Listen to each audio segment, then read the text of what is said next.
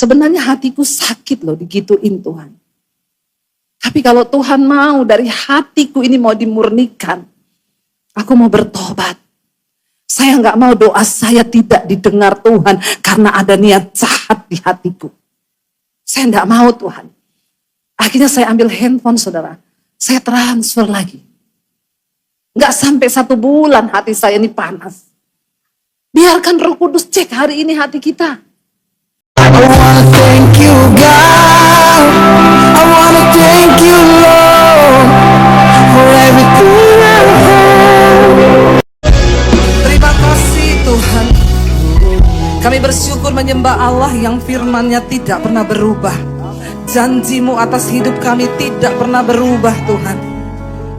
Biarlah di penghujung tahun ini Bapa, kami datang sungguh-sungguh memberi hidup kami, hati kami bagi Tuhan.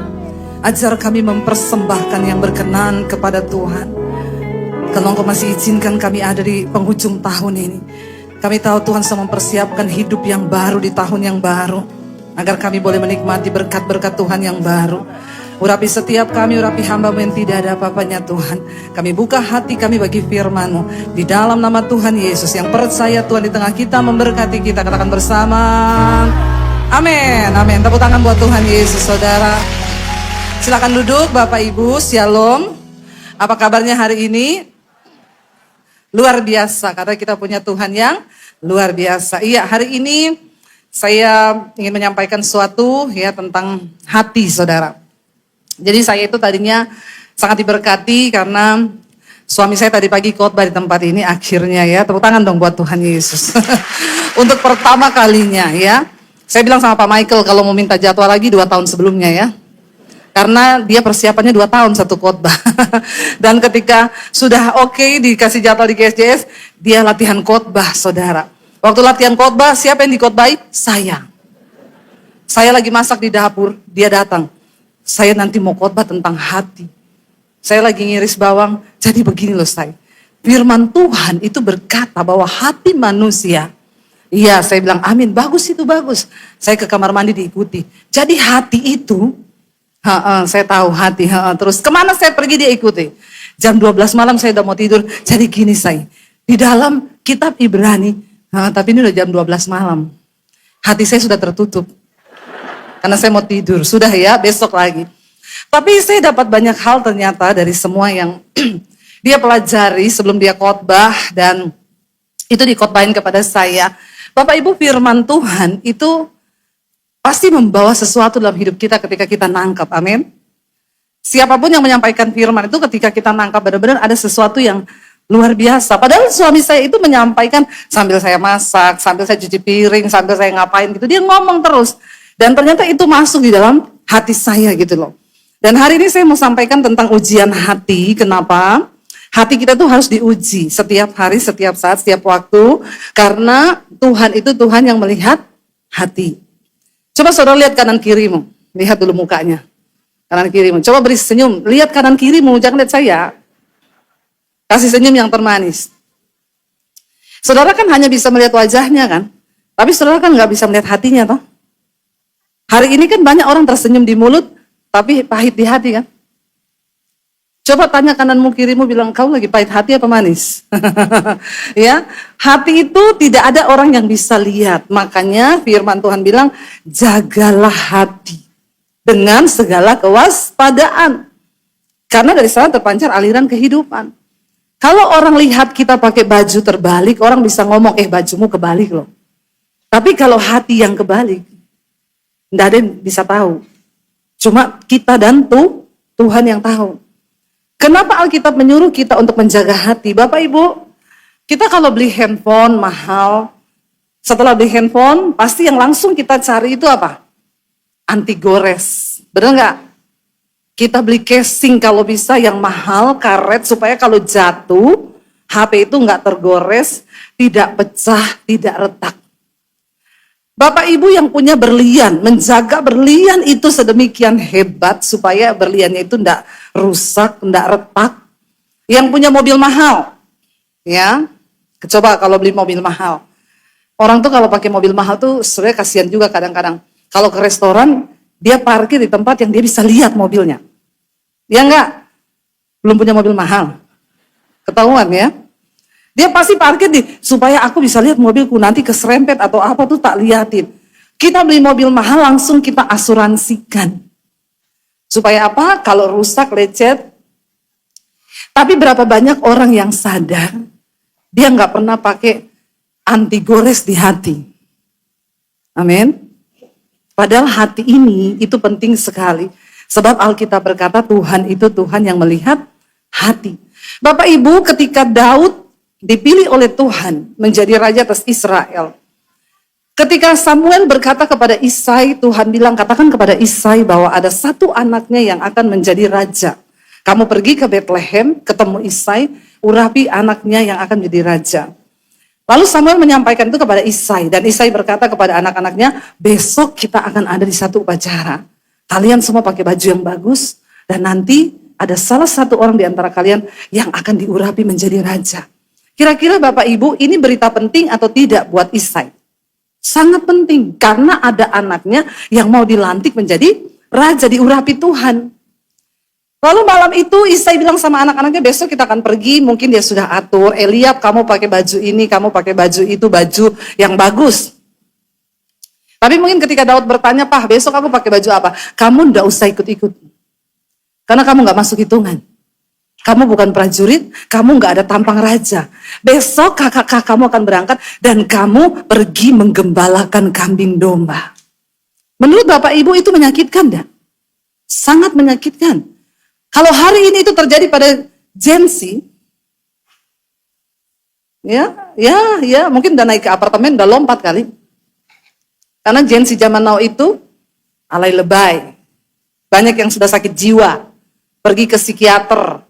Dimarahin bapaknya dikit, udah lapor, ya aniaya secara batin, red. Nggak punya nilai juang, nggak punya mentalitas. Apa ya? Daud tidak memberikan satu alasan pun untuk masuk ke dalam hatinya. Untuk menjadikan dia terpuruk atau kepahitan, ya. Zaman sekarang ini anak-anak muda, saudara. Anak saya tuh temannya masih remaja, udah jadi langganannya psikolog. Nanti kalau ketemu, gua mau cerita dong, gua mau denger enggak gua curhat. Gua ini kepalanya sudah stadium 4 loh kata psikolog gua. Mendekati gila tahu. Dibalas temennya, gua apalagi 4,5. Please deh, Bapak Ibu ya, ini generasi muda sekarang tuh begini. Ya saya berdoa di Surabaya ini anak-anak mudanya tidak ada yang seperti itu, amin.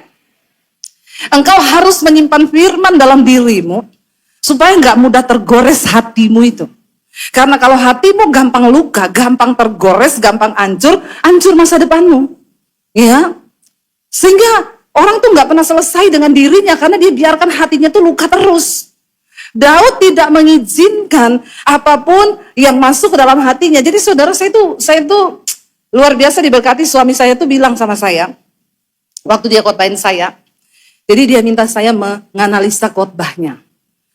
Dia bilang, kamu tahu nggak ayat ini yang Tuhan bilang waspada, jagalah hatimu dengan segala kewaspadaan.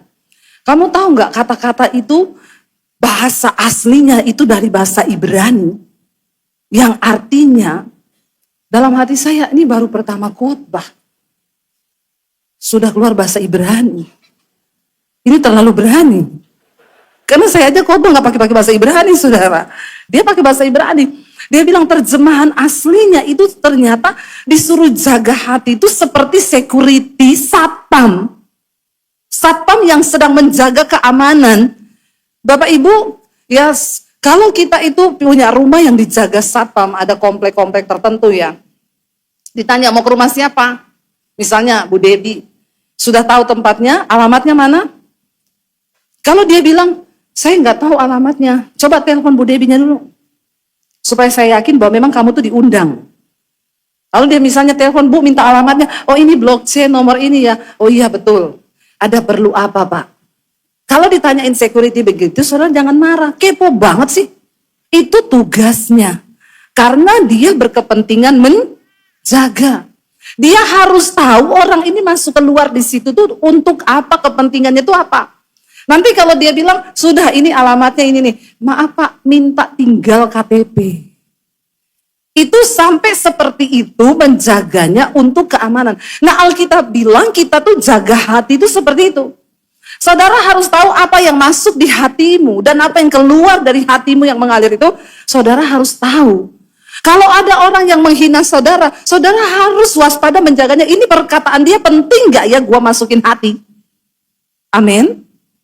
Jangan engkau sembarangan menelan mentah-mentah omongan orang, lalu kau masuki hati dan itu mempengaruhi karakter.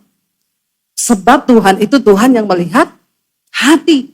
Coba kita lihat 1 Samuel, kita baca bersama. Baca 1 Samuel pasal yang ke-16 ayat yang ke-7. Waktu akhirnya saudara, semua anak-anak Isai lewat kecuali Daud, karena Daud tidak diizinkan datang. Lalu ketika Samuel melihat Eliab, kakak Daud yang tertua, dia berkata dalam hatinya begini, sungguh berdiri di hadapan Tuhan orang yang akan diurapi menjadi raja. Ketika Tuhan mengetahui hati Samuel berkata seperti itu, Tuhan berfirman, Samuel, coba baca bersama, dikatakan di sana apa? Janganlah apa? Pandang, tetapi berfirmanlah Tuhan kepada Samuel, janganlah pandang parasnya atau perawakan yang tinggi, sebab aku telah menolaknya. Bukan yang dilihat manusia, yang dilihat Allah. Manusia melihat apa yang di depan mata, tetapi Tuhan melihat hati. Kenapa penting hati, saudara? Sebab Tuhan tidak lihat merek jam tanganmu, Tuhan tidak melihat perhiasan yang kau pakai, Tuhan gak melihat apapun yang ada dalam tubuh kita ini yang di luar, tapi Tuhan tertarik dengan sesuatu yang ada di dalam, yaitu hati kita. Jadi jangan habiskan uangmu, tenagamu untuk sesuatu yang hanya bersifat sementara, yang ada di luar diri, tapi kita mesti konsen untuk manusia rohani kita yang ada di dalam, yaitu hati kita. Lalu ketika Samuel tanya sama Eli kepada Isai, sudah ini semua anakmu? Lalu Isai bilang, ya ada sih satu ya, tapi dia gak ada tampang raja. Dia bukan prajurit. Lalu Samuel bilang, panggil dia, karena kita tidak akan memulai acara ini kalau dia tidak datang. Tuhan melihat hatinya Daud. Waktu hatimu berkenan kepada Tuhan, sekalipun orang mencoba menghalangi engkau, dimanapun orang mencoba menyembunyikan engkau, dimanapun orang mencoba menghentikan langkahmu, Tuhan akan mencari engkau. Dan dia akan angkat tinggi hidupmu waktu hatimu berkenan kepada Tuhan. Kenapa kita harus uji hati kita? Karena Tuhan melihat hati. Yang kedua Bapak Ibu, kenapa kita harus menguji hati dan hati kita perlu diuji oleh Tuhan? Karena doa kita itu didengar atau tidak oleh Tuhan tergantung sikap hati. Buka bersama Mazmur 66 ayat 17 sampai ayat yang ke-18. Mazmur 66 ayat 17 dan 18. Firman Tuhan, Daud berkata begini, baca 1, 2, 3.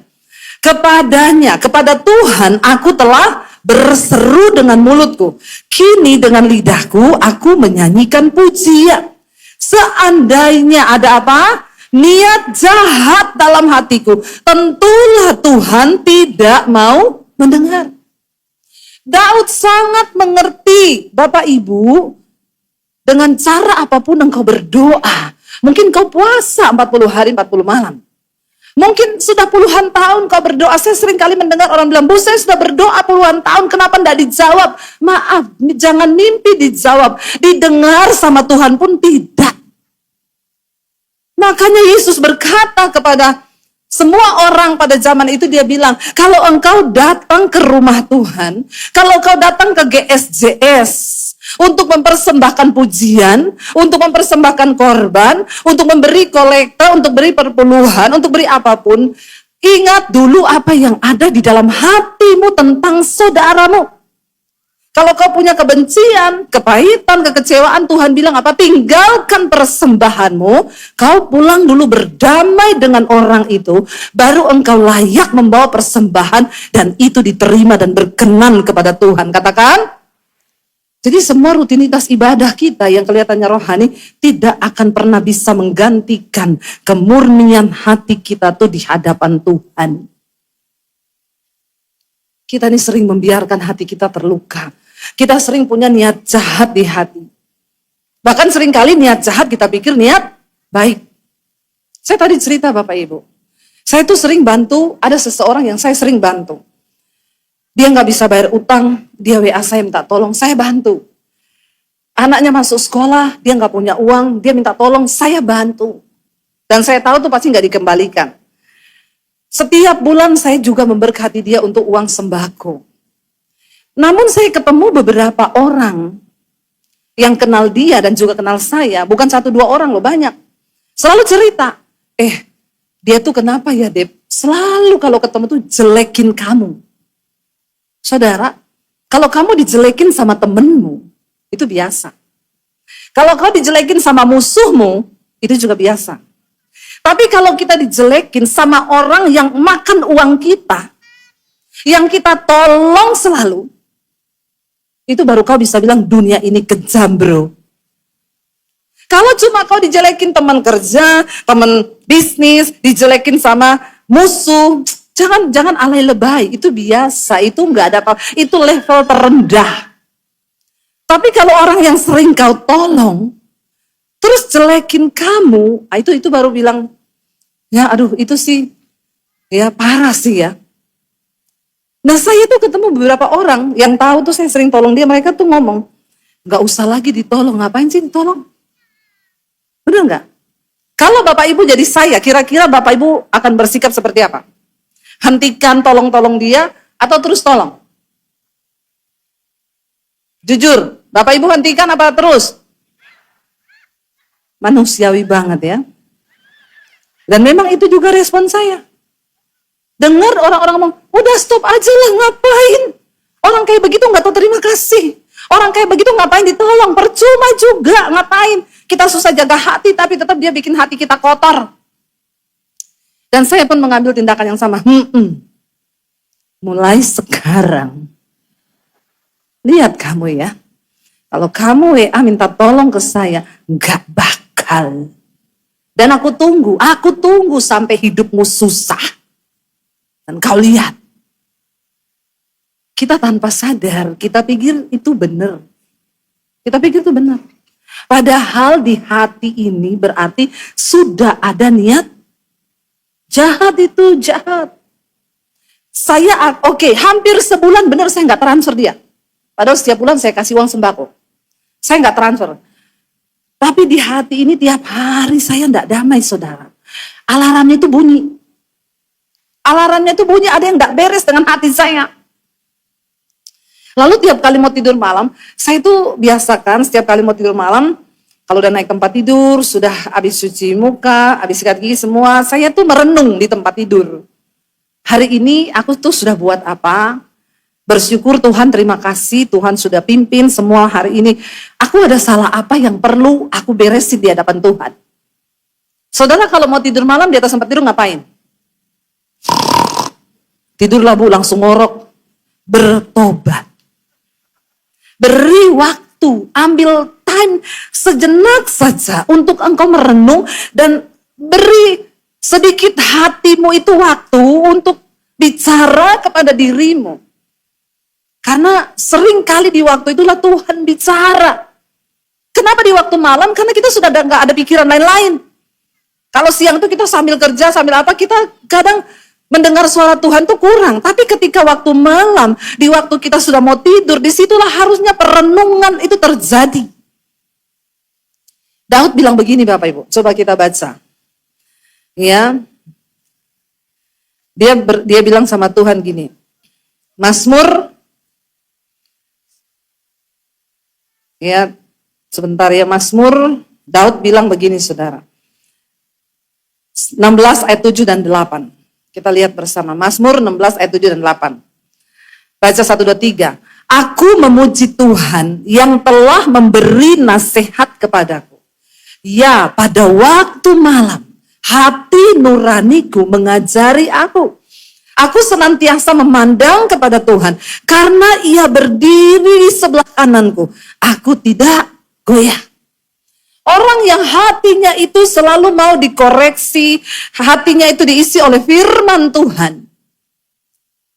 Itu, saudara tahu Tuhan itu mau menasehati kita loh. Karena sering kali kita ini melakukan kesalahan yang tidak kita sadari dalam hati kita. Dan itu perlu dibenerin. Apa yang menurut kita benar, sering kali di mata Tuhan tuh enggak benar. Kalau orang mau hidupnya berkenan, maka engkau harus punya banyak waktu untuk biarkan Tuhan bicara lewat hati nuranimu untuk menasehati engkau. Sebab tidak selamanya yang kita pikirkan, apalagi dengar dari manusia yang lain, kayak gitu stop aja lah, nggak berdosa juga. Itu kan orang bebal. Saya itu mendengar itu sepertinya itu benar. Saya bilang iya ya, tak stop lagi kamu. Tapi ketika saya itu mencoba Tuhan, apa yang salah ya? Kayaknya Tuhan ini mau bicara. Waktu saya merenung, Tuhan tuh ngomong di hati saya begini, kamu kan berbuat baik sama dia, kamu tolong dia, itu bukan karena dia baik loh sama kamu. Kamu berbuat baik sama dia, itu karena kamunya yang mau hidup benar dan melakukan kebaikan itu karena Tuhan. Kalau kamu melakukan kebaikan sama orang yang baik sama kamu, orang dunia pun akan melakukan hal yang sama. Tapi dia sudah dapat upah karena dia melakukan kebaikan kepada orang yang baik sama dia. Tapi kalau kamu melakukan kebaikan sama orang yang jahat sama kamu, itu upahmu di surga. Dan kamu beda dengan dunia ini. Lalu saya menangis, saudara, saya minta ampun, Tuhan ampuni aku. Sebenarnya hatiku sakit loh digituin Tuhan. Tapi kalau Tuhan mau dari hatiku ini mau dimurnikan, aku mau bertobat.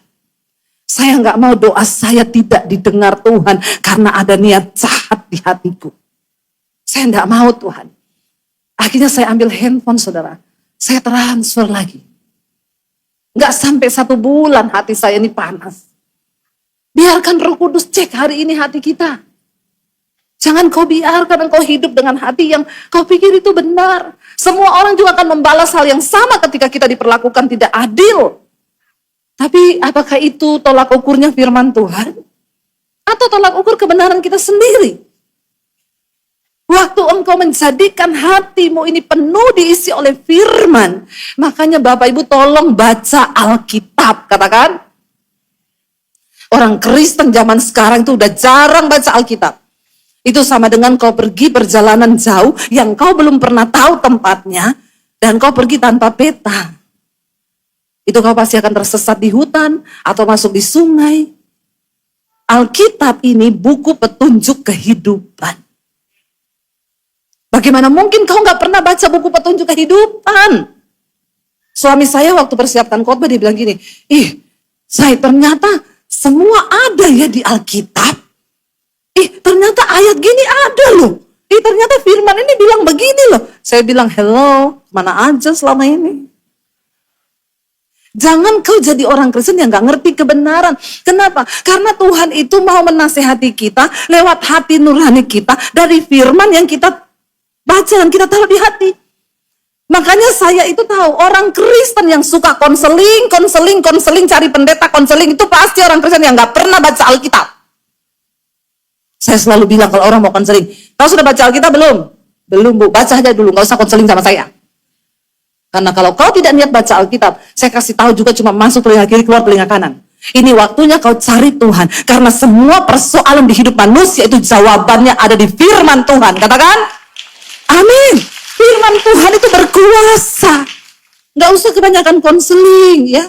Tiap kali ada pendeta konseling. Tiap kali pendeta datang konseling. Lama-lama juga bosan. Saya ini bukan cuma urus kau. Ya, ada orang, Bu saya mau konseling Bu, sebentar saya lagi seminar, besok lagi Bu saya mau konseling, saya lagi KKR, Bu saya mau konseling, besok saya lagi syuting. Terakhir saya bilang, oke Bu nanti ya jam segini telepon, Ibu mau konseling apa? Bu saya ini kena pinjol. Langsung saya matiin, nit. Kalau kena pinjol jangan hubungi saya lah please. Emang saya bisa tolong apa kalau kau kena pinjol?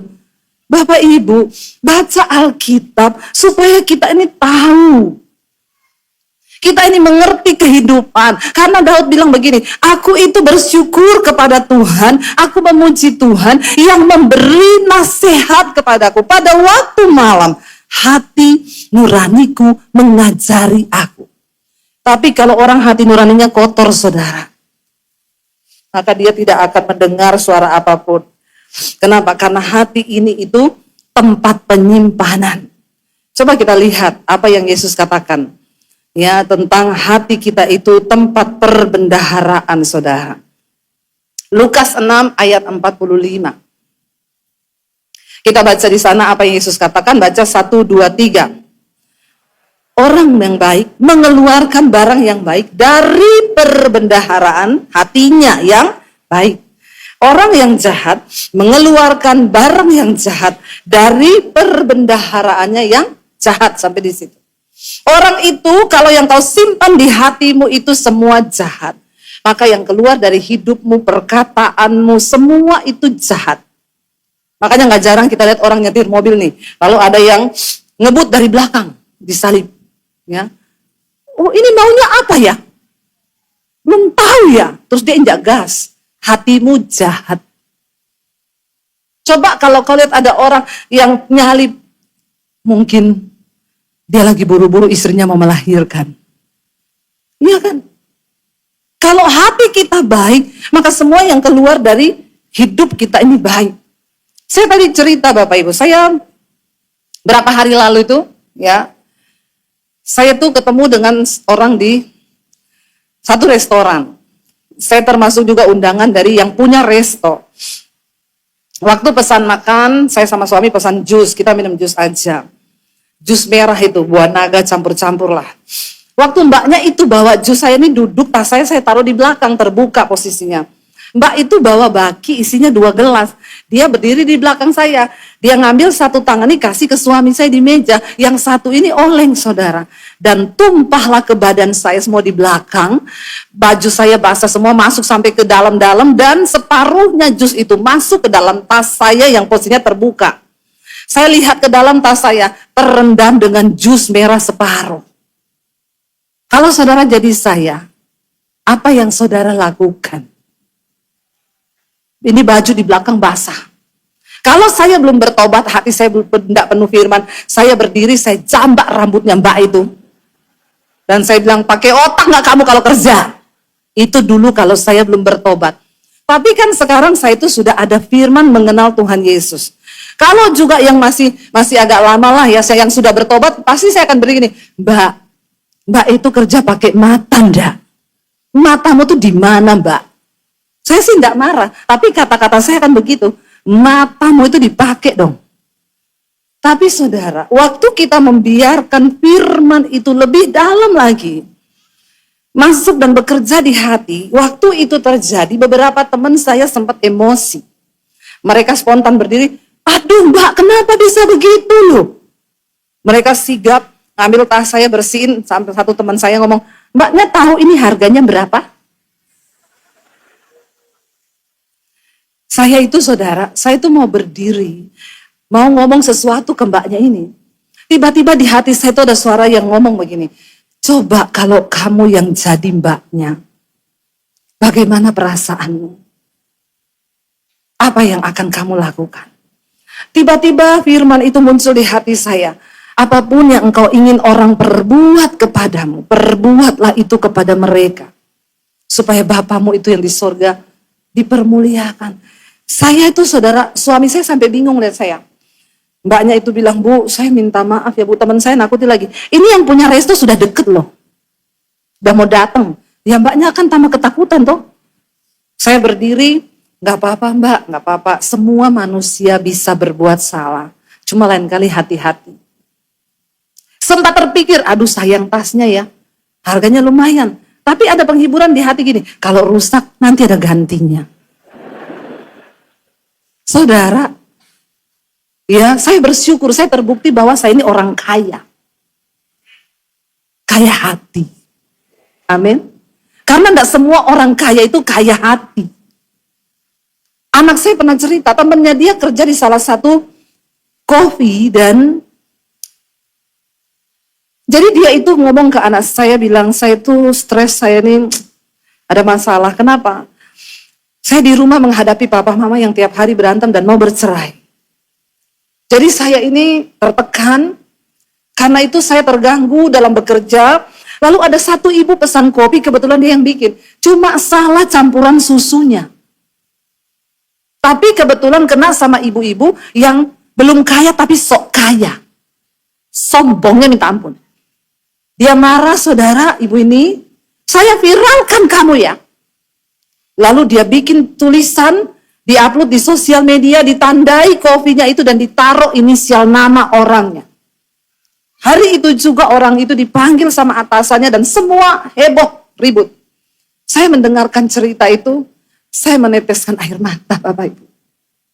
Seringkali kita tidak tahu kenapa orang melakukan kesalahan karena ternyata dia punya pergumulan yang begitu berat. Di satu sisi dia bergumul untuk orang tuanya yang mau bercerai. Di satu sisi dia harus memikirkan kehidupannya yang serba sulit. Saya mendengar kisah-kisah dari teman anak saya. Karena dulu juga anak saya pernah bekerja sebagai barista di salah satu kopi. Dia bilang, Mam, aku dengar ceritanya teman-temanku. Mereka benar-benar bekerja untuk cari uang, untuk makan. Karena yang satu ditinggal bapaknya selingkuh, sekarang mamanya sakit-sakitan, dia yang menjadi tulang punggung keluarga. Seringkali kita tidak pernah mencoba memahami kenapa orang itu berbuat seperti itu. Saya waktu itu juga berpikir mungkin mbak itu dalam keadaan yang kita nggak tahu pergumulannya apa. Mungkin dia bekerja dengan pikiran yang kacau, mungkin dia terlilit utang atau kesulitan hidup yang lain. Kita nggak pernah tahu. Tapi seringkali kita, karena hati kita jahat, perbendaharaan itu jahat, kita nggak mau beresin ketika ada luka. Saya selalu berkata, suami-suami cobalah kau memahami istrimu. Yang seringkali tanpa kau sadari kenapa istrimu seperti itu. Karena mungkin dalam hatinya pun itu dia dari masa kecil, dia punya banyak luka. Dia punya banyak yang menggores di hatinya, dan dia nggak ketemu Tuhan dan firman yang bisa menyembuhkan hatinya. Ibu-ibu coba tolong kita memahami suami. Mungkin karena setiap orang itu pasti punya rahasia hati yang dia tuh nggak bisa cerita ke semua orang. Saya belajar. Seringkali kita menghakimi anak-anak kita. Tanpa kita tahu seringkali anak-anak itu pun dia punya pergumulan dalam hati yang kita tuh gak ngerti. Mungkin di sekolah dia tertekan dengan temennya atau apa. Tapi kita cuma bisa menghakimi, kita marah dan kita tuh gak pernah ngecek, saudara. Saya tuh belajar, kemarin saya minta anak saya anak saya nyetir. Di depan tuh ada bapak-bapak dorong gerobak. Anak saya gak sabaran, dia bilang, ih bapak ini juga ngapain sih? Harusnya dia dorong gerobaknya, jangan di situ dong, ini kan dia nutupi jalan.